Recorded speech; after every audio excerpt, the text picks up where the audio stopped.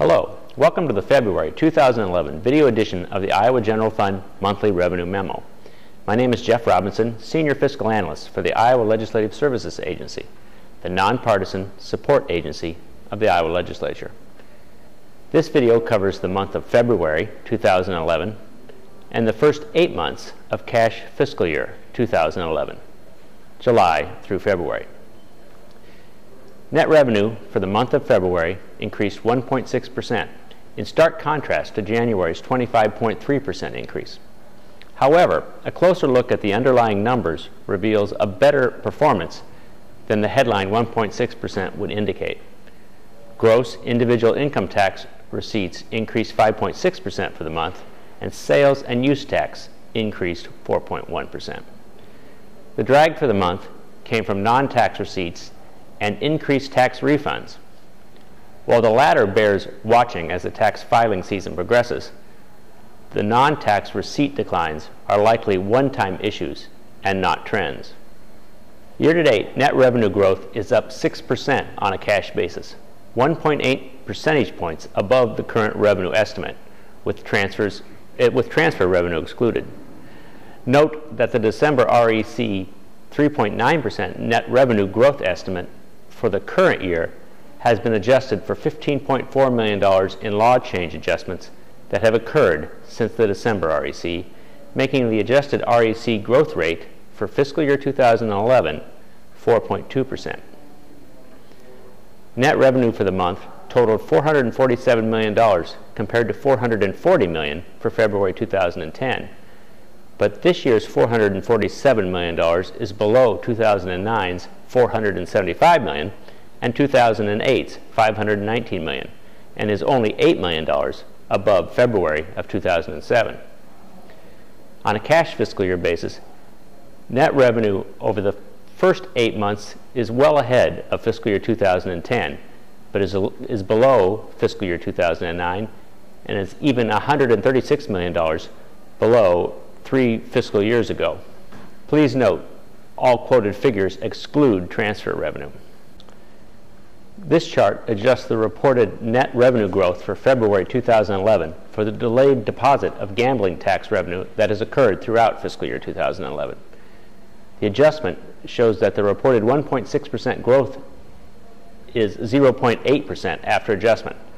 As of early February, this adjustment is no longer necessary going forward, and the year-to-date growth through February does not need adjustment for this issue. The $66 million in gambling revenue due the general fund in fiscal year 2011 has now been deposited. Looking back, if we examine the revenue growth rates for each of the months so far this cash year, we see the growth percentage surged with January deposits and then faded a bit with February's. It is worthwhile to note, although it's no doubt somewhat just an accident of accounting, that 70% of the dollar growth so far this cash fiscal year occurred in the months of September and January. This next chart provides information covering net receipts by month over the most recent 13 months. Revenue increase months are colored blue, decrease months are red. The chart shows net revenue increased in each of the past 6 months. Personal income tax revenue is one of the main drivers of Iowa net revenue growth, and gross personal income tax revenue has now been positive for 9 straight months. Iowa's second most important general fund revenue source, sales and use tax, has also shown improvement over recent months, with the past 7 showing monthly growth, as well as 10 of the past 12. The month of February marks the start of the individual income tax return season, and tax refunds issued in February 2011 were 5.1% above last February. The 3 bars on the left of this graph show that although the tax filing deadline is still 2 months away, February is as important a month for tax refund issuances as any. The tax refund increase in February ends a string of 5 months showing refund decreases. This final table shows the cash year-to-date comparison for fiscal year 2011 through January. Gross revenue has increased 4.2%, while refunds decreased 9.8%, and reduced refunds have contributed about 19% to the overall increase in net general fund revenue. I would now like to review with you the recent positive revenue trends Iowa has been experiencing and compare that growth to the rates experienced over the past 17 years. March 2010 marked the first real growth month in what had been a long slide off of the fall 2008 general fund revenue peak, and the state has now been experiencing better than expected net revenue growth for the past 12 months. From February 2010 to February 2011, the 12-month total of net general fund revenue increased $275 million, or 5%. This percentage growth is significantly above the 2.9% average annual rate of general fund growth experienced over the past 17 years in Iowa.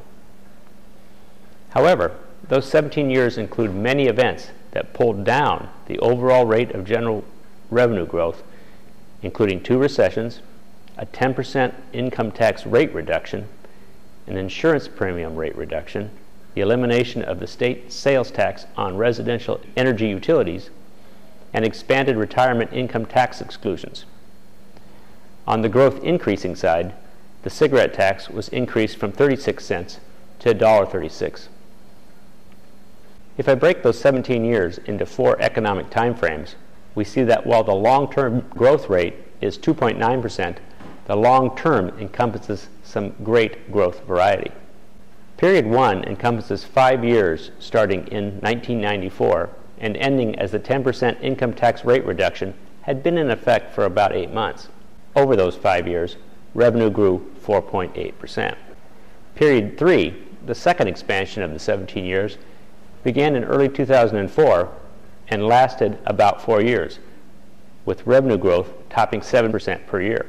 Periods 2 and 4, representing a total of 8 of the 17 years, experienced negative growth, with the 5 years beginning in 1999 shrinking 0.3% and the 3 years beginning in 2008 falling 1.1% per year.